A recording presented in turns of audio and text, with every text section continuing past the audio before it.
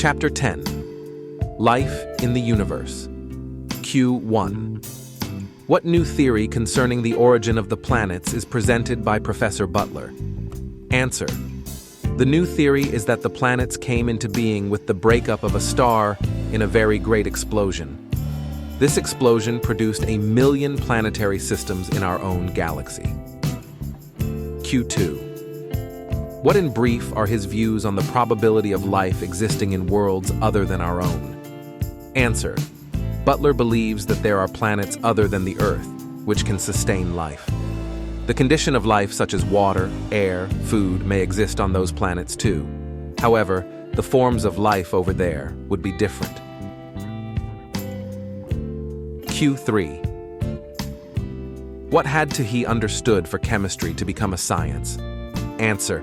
Chemistry became a science when it was understood that all the substances are combinations of the same primary elements. Q4. Who responsible for the atomic theory of chemistry? Answer. Dalton was responsible for the atomic theory of chemistry.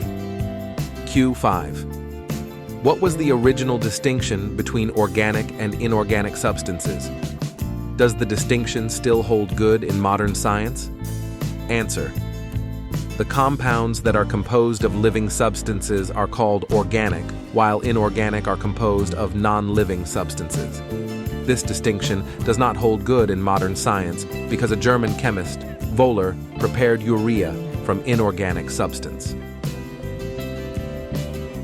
Q26. How does Butler justify his belief in the importance of scientific research into the nature of living cells? Answer. Butler wants to continue research for finding how different substances can continue to produce a great variety of living systems. In other words, scientific research has enhanced the knowledge of man about the universe. Q7. How, according to Butler, was science responsible for fostering a popular belief that man is insignificant? Answer.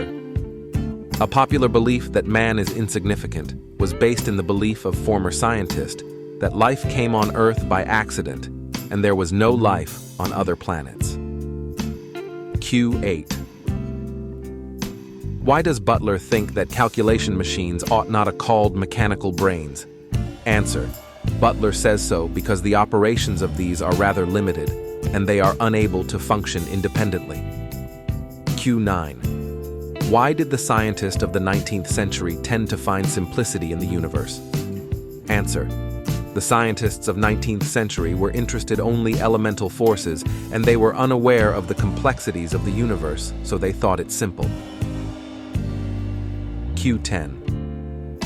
Why, according to Butler, is modern science likely to restore man's faith in his own importance in the universe? Answer. Modern science is likely to restore the importance of man in the universe by helping him to study the complexities of human existence and his depth of intelligence and understanding in different branches of science such as astronomy, mathematics, physics, and chemistry show that man is not less important than the vast universe.